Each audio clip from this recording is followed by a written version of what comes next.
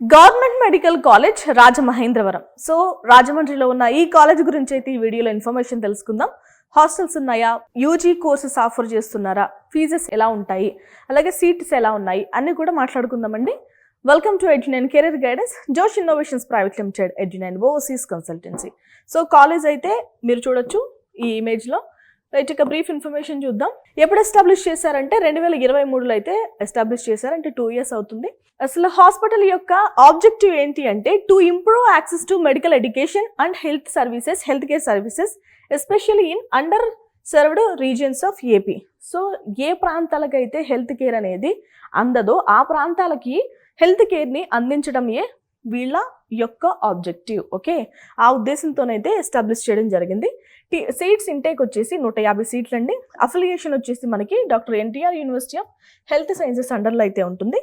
మనకి NMC, national medical commission ఏదైతే ఉందో ఎన్ఎంసి ద్వారా అయితే గుర్తింపు పొందిన కాలేజ్. ఓకే, లొకేషన్ ఎక్కడ ఉంటుందంటే Mahendravaram, nothing but Rajahmundry. So east Godavari వాళ్ళకైతే తెలుసు రాజమండ్రి. సో ఆ ప్రాంతంలో అయితే ఉంది మనకి. ఎలిజిబిలిటీ ఏంటండి అంటే నీట్ యూజీ ఎగ్జామ్ అనేది మస్ట్ అండ్ షుడ్గా మనం క్వాలిఫై అవ్వాలి. ఇక ఇంటర్మీడియట్ అనేది పాస్ అవ్వాలి. లేదు అంటే ఈక్వాలెంట్ ఎగ్జామినేషన్స్ రాసినా కూడా మనకి ఎలిజిబిలిటీ ఇస్తారు. Physics, chemistry, biology and English సబ్జెక్ట్స్లో అయితే మనం పాస్ అవ్వాలి. బయాలజీ కానీ బయోటెక్నాలజీలో కానీ. ఓసీ విద్యార్థులకైతే 50% కంటే తక్కువ రాకూడదు. బీసీ, ఎస్సీ, ఎస్టీ విద్యార్థులకైతే 40% కంటే తక్కువ మార్క్స్ రాకూడదు. ఇక ఎంబీబీఎస్ సీట్స్ ఎన్ని అంటే ఈ కాలేజ్లో వచ్చేసి 150 సీట్లు ఉన్నాయి. ఈ కాలేజ్లో మనకి మేనేజ్మెంట్ కోటా కూడా ఉంది, అంటే సెల్ఫ్ ఫైనాన్స్ కోటాను కూడా యాక్సెప్ట్ చేస్తున్నారు.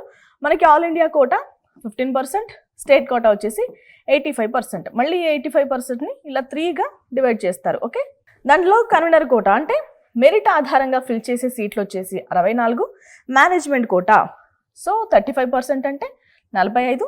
ఇక ఎన్ఆర్ఐ కోటా, ఎన్ఆర్ఐ విద్యార్థులు ఎవరైతే ఉంటారో వాళ్ళకి 15% సీట్లు అయితే అలొకేట్ చేస్తారు. నెంబర్ ఆఫ్ సీట్స్ ఏంటండి అంటే 19 సీట్స్. మనకి ఈ కౌన్సిలింగ్ వచ్చేసి స్టేట్ ద్వారా జరుగుతుంది. ఈ కౌన్సిలింగ్ వచ్చేసి ఎంసీసీ కౌన్సిలింగ్ ద్వారా జరుగుతుంది. ఇంకా ఫీజెస్ ఎలా ఉంటాయి అంటే మనకి ఆల్ ఇండియా కోటాకి ఏం జరుగుతుందంటే యూనివర్సిటీ ఫీజు కూడా పే చేయాలి. 10,600 రూపాయలు పే చేస్తాం. ట్యూషన్ ఫీజు వచ్చేసి 15,000 రూపాయలు, ఇది ప్రతి సంవత్సరం పే చేయాలి.